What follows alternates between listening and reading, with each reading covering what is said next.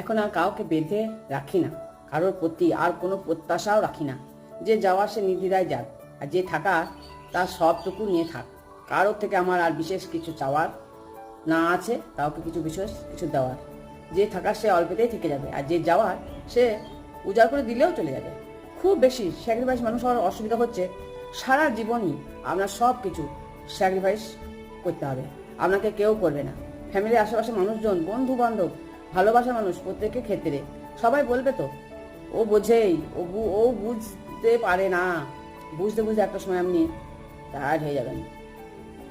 এগুলো হলো স্যাক্রিফাইসের ইয়ে। কিছু মানুষ আমাকে পছন্দ করে না ঠিকই, ব্যাপারটা এমন নয় যে আপনি তার কোনো ক্ষতি করছেন। অপছন্দ ব্যাপারটা প্রতিহিংসা ও অহংকার, ওই জন্যই আসে। এটা এক ধরনের অসুস্থতা, এটা একটা রোগ।